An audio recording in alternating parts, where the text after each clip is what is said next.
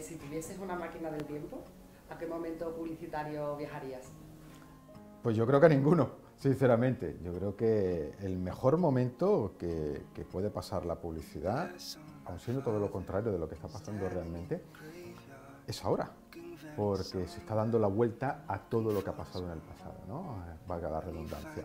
Todas las estructuras que se han ido creando a lo largo de las décadas, el management alrededor de la profesión está cambiando de una manera absolutamente brutal. Entonces yo creo que es el momento más interesante para el que esté trabajando en publicidad, el vivirlo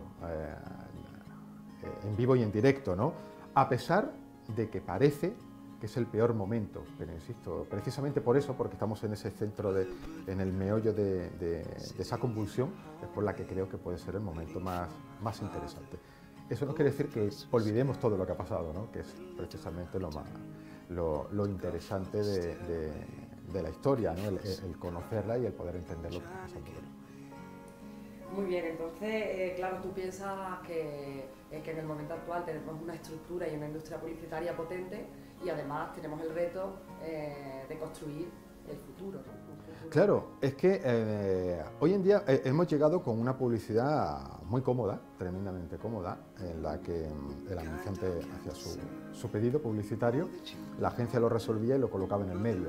Y el consumidor, que nunca ha hablado, pues lo recibía y ahí se acababa todo, ¿no? Incluso la planificación de medio era tremendamente sencilla, ¿no? Hoy en día todos los componentes se han movido de su sitio, ¿no? Y eso ha hecho que la publicidad sea tremendamente compleja a la hora de gestionarla. Indudablemente eso ha afectado a que esas estructuras que se habían creado se hayan tambaleado, ¿no? El anunciante ha tenido que aprender muchísimo y la agencia se ha descolocado, la agencia de medios en este caso ha tomado un protagonismo importante, ahora hablamos de las consultoras y ha aparecido un elemento que lo ha distorsionado todo por completo, que nunca había aparecido, que es el consumidor, que por primera vez se dirige, hay un feedback, pero un feedback real, porque antes con las marcas había un buzón de sugerencia y una carta al director en un periódico. Hoy en día el consumidor habla directamente con la marca, ¿no?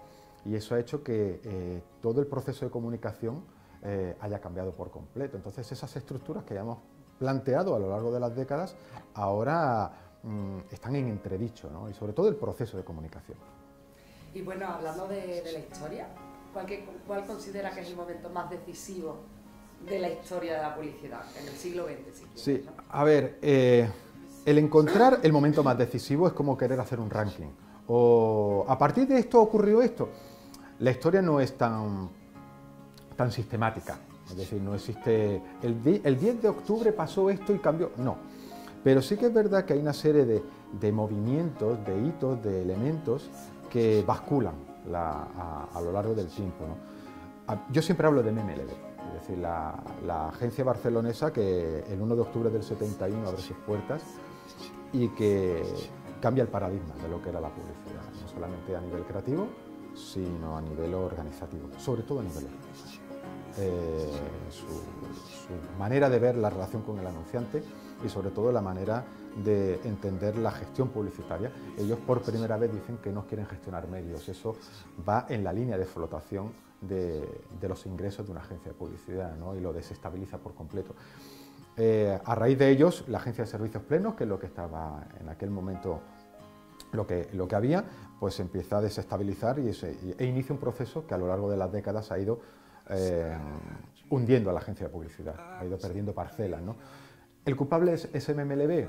No, porque MMLB le vino a poner nombre a una cosa que estaba pasando ya en Francia y en Estados Unidos, es decir, cogió el testigo. Yo me quedo con el lado bueno también de MMLB, ¿no? En el sentido de esa revolución creativa que provocaron. Por primera vez hubo creatividad moderna. Lo que hoy entendemos por creatividad nace en MMLB, en una agencia de 4 personas, de 4 fundadores, que nace en Barcelona en el año 71. Yo creo que ese es un momento muy importante y desde luego clave para entender la historia de la publicidad. Quien no sepa quién fue MMLB y esté trabajando en publicidad, desde mi punto de vista no merece trabajar en publicidad.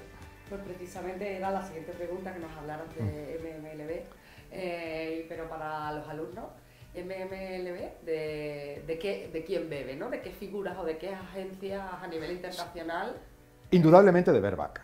Es decir, MMLB cogen el testigo de la revolución creativa que montan a finales de los 50 DDB, con Verback a la cabeza, pero allí estaba Koenig, estaba George Lois, había un montón de gente. Es que se había juntado mucho talento creativo en esa agencia y sobre todo un talento creativo que quería cambiarlo todo en creatividad. Cuando digo todo es todo, era una publicidad muy racional, muy tradicional, una publicidad que era la que se estaba haciendo en España también, lo que hoy llamaríamos rancia, una publicidad rancia, ¿no? Y MMLB, pues, perdón, DDB, lo que hizo fue cambiar el paradigma publicitario, ¿no? Ahí tenéis el Think Small, que es sus campañas para Volkswagen, que son la clave para entender toda, o más que la clave, el resumen de toda esa revolución creativa. DDB pasó a Inglaterra, recogió el testigo de una agencia que se llama CDP, todos sus iniciales de sus fundadores, y en España lo recogió MMLB. Esa es su fuente, y por encima de todo la figura de Bill Verback, ¿no? Y bueno, en tus explicaciones hay una ausencia importante también en la historia de la publicidad de mujeres publicistas. Sí. Eso es algo que, bueno, pues cada vez más los alumnos y las alumnas que son nuevas generaciones y que tienen una visión pues muy igualitaria, ¿no? Y crítica en este sentido, pues se preguntan, ¿no? ¿Dónde están las mujeres en la historia de la publicidad? Así que en España ahora hay algunas iniciativas que vienen desde el Club de Creativos, más mujeres creativas, ¿no? Sí. Que están rompiendo en festivales pues Claro. una lanza por esta lucha, pero en la historia de la publicidad, aparte de Helen Lashworth, no conocemos, es difícil. Sí, las hay. A ver, hay mujeres, pocas, pero como en muchísimas otras profesiones, ¿no? Es decir, es que la mujer se ha incorporado, por desgracia, muy tarde al mercado laboral fuera de la casa, porque dentro de la casa era un mercado también, es decir, ella trabajaba, incluso más que el hombre, pero dentro de casa, ¿no? Estamos hablando ahora de trabajar en una oficina, por poner un ejemplo, ¿no? Hay más ejemplos que el de Helen, ¿no? El de Mary Wells, por ejemplo, que para mí es el gran referente de mujer publicitaria y que es de DDB. Ella empieza en DDB y luego montó Wells & Rich, que fue una agencia potentísima, ¿no?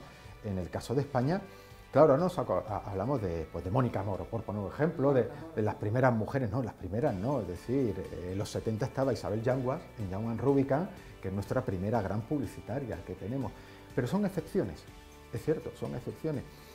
Pero igual que en muchísimas otras profesiones en las que el hombre era el que predominaba, ¿no? Hoy, por suerte, de hecho, en las facultades de comunicación hay más mujeres, pero igual que en otras facultades, ¿no? En Derecho hay más mujeres, en Economía hay más mujeres, es decir, por suerte, pues esto tiende a nivelarse, Pero es una cuestión de historia y debemos de analizarla con esa perspectiva, ¿no? Que vamos evolucionando, por suerte vamos evolucionando, no tan rápido como querríamos, pero vamos evolucionando. Y por último, para dejar paso a las preguntas de los alumnos, te planteo un reto. ¿Tú cómo contarías la historia de la publicidad en 7 minutos? ¿En 7 minutos? Sí, eso es imposible. Como ellos han tenido que hacerlo, ¿no? De forma audiovisual, ¿qué hitos, publicistas, agencias, campañas? Es decir, ¿qué idea? Es muy complicado, Yo, si tuviera que contar la historia de la publicidad, no cogería ningún ejemplo. Yo cogería las partes fundamentales para entender esa historia. Hay un momento en el que hay una revolución industrial, antes se vendía todo a granel, y cuando ya hay muchas más fábricas y todo el mundo fabrica, y todo lo que se fabrica sale igual, ya no es como antes, que era todo artesanal, que era un artesano que lo hacía a mano, cuando hay unas fábricas que uniformizan esa producción, resulta que un montón de fabricantes tienen casi el mismo producto y se tienen que diferenciar de una manera, y nace la marca. Sin la marca, la publicidad no existe. Es decir, la publicidad puede existir sin agencias de publicidad, pero no sin la marca. Es clave. La marca es clave, ¿no? Y a partir de ahí, pues se va creando a lo largo de las décadas, de casi 2 siglos, se va creando una serie de estructuras para que esa marca pueda llegar a quien lo va a comprar, que hoy ya le llamamos ciudadano, antes era comprador, luego consumidor, luego cliente, ahora ya es un ciudadano. Para llegar a conectar esas dos cosas, pues van apareciendo pues, los medios, las agencias. Es decir, yo contaría la historia sin poner ejemplos. Pondría esas estructuras para llegar a entenderla. A partir de ahí ya lo vamos edulcorando. Ya le vamos poniendo las agencias, los personajes, los publicitarios, las grandes campañas, que hay muchísimas, ¿no? pero es muy importante entender esa estructura, la base, el cimiento, para luego ir adornándolo, ¿no? Y yo sé que has visto algunos vídeos del canal. ¿Qué te parece el proyecto y las propuestas que hacen los alumnos, teniendo en cuenta que, bueno, que son alumnos primerizos, Claro. que están en primer curso, bueno, en segundo, y bueno, pues sus primeros pinitos en el tema del vídeo, de la historia de la publicidad? Que ojalá yo hubiera tenido esas oportunidades, ¿no? El acceso a esa tecnología que antes no se tenía. A mí me parece estupendo todo lo que sea el acercar, en mi caso, la historia de la publicidad al alumno y que hacerlo de una manera práctica, para que llegue a entenderlo, ¿no? Porque, claro, enfrentarse a un libro así de gordo de historia de la publicidad, yo entiendo que puede ser muy árido. Es árido para una persona de 50, 60 años, o a un chaval de 20 y tantos o de casi 20 años, pues resulta más complicado, ¿no? Todo lo que sea el utilizar esos nuevos canales para acercarse a algo que es clave para ellos. O sea, el no entender la historia de la publicidad es como no entender la historia personal de uno.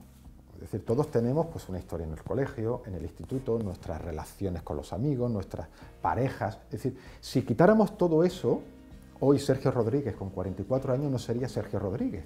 Es decir, no tendría ni historia. Si no conoces tu propia historia, ¿cómo te vas a entender tú? Pues si eso lo trasladamos a la profesión en la que en teoría vas a trabajar y en la que vas a echar más horas que nada a lo largo de tu vida, más que con tu pareja, que con tus hijos, más que durmiendo, es decir, vas a echar más horas en tu trabajo. Si no entiendes de dónde vienes, ¿cómo vas a entender tu día a día? A mí me resulta tremendamente complicado, ¿no? Entonces, claro, todo eso que se puede hacer para llegar a entender eso, que ojo, no es conocer una campaña o conocer un publicitario antiguo, es conocer esa evolución de esa profesión para todos esos problemas que te vas a enfrentar, que te lo vas a enfrentar sí o sí, te lo vas a enfrentar, puedas llegar a entenderlo. A mí me parece clave eso, a mí me parece clave. Pues oye, muchísimas gracias. Un placer. Ha sido estupendo. ¿No?